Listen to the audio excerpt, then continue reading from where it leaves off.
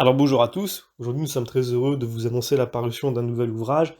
Il s'agit des souvenirs de Sœur Élisabeth de la Trinité. Alors, qui est cette personne?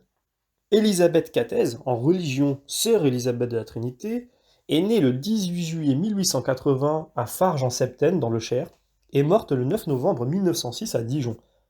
C'est une religieuse française, carmélite, qui a été béatifiée par le pape Jean-Paul II le 25 novembre 1984 et canonisée par le pape François le 16 octobre 2016.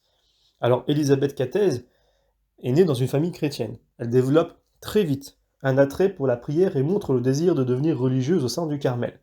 Dans un premier temps, sa mère s'oppose à sa vocation, puis, lors d'une visite au Carmel de Tarbes, dans les Hautes-Pyrénées, son cœur est touché par la joie d'une jeune religieuse. Elle accepte la vocation d'Élisabeth pour y consentir définitivement en 1899, à condition qu'elle entre au Carmel lorsqu'elle sera majeure, en 1901. Donc son nom, Élisabeth, qui signifie en hébreu « maison de Dieu », devient le centre de sa spiritualité, ce que la doctrine chrétienne appelle l'habitation de Dieu.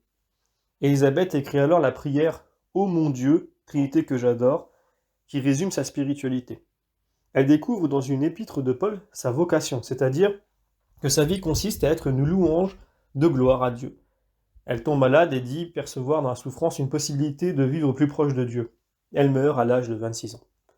Donc, à la mort d'Élisabeth de la Trinité, la supérieure du Carmel de Dijon, Mère Germaine, décide de publier une circulaire, petite biographie posthume de 14 pages diffusée aux différents Carmels. Cette circulaire est évidemment très vite épuisée et Mère Germaine décide alors de publier en 1909 un livre sur Élisabeth de la Trinité intitulé « Souvenirs ».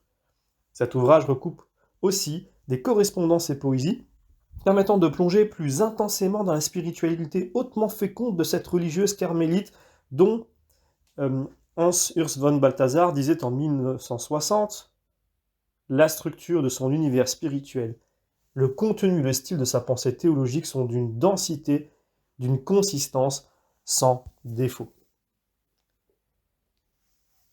Voilà donc la présentation que nous pouvions faire de cette sainte, et c'est le genre d'ouvrage, moi, que j'apprécie beaucoup, parce que il est difficile d'entrer plus intensément, plus profondément dans la pensée de ce type de personne, autrement que par ses propres écrits, ses propres témoignages, les gens qui l'ont côtoyé, qui font une sorte de biographie ou d'agiographie, et qui recueillent des éléments que finalement on n'aurait jamais pu avoir si ces personnes n'étaient pas présentes.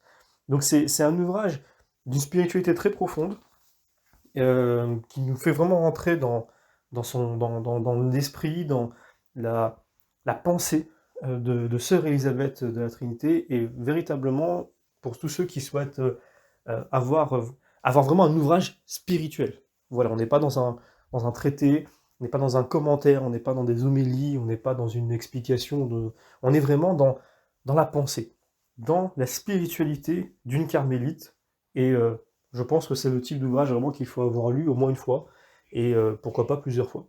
Donc voilà, évidemment, je vous invite à vous le procurer. De nouveau, je vous remercie, comme toujours, pour votre fidélité, pour vos messages, pour vos mails, pour vos encouragements. N'hésitez pas à parler de notre maison d'édition autour de vous, à vous abonner à la newsletter et de partager la vidéo à ceux qui pourraient être intéressés par cet ouvrage.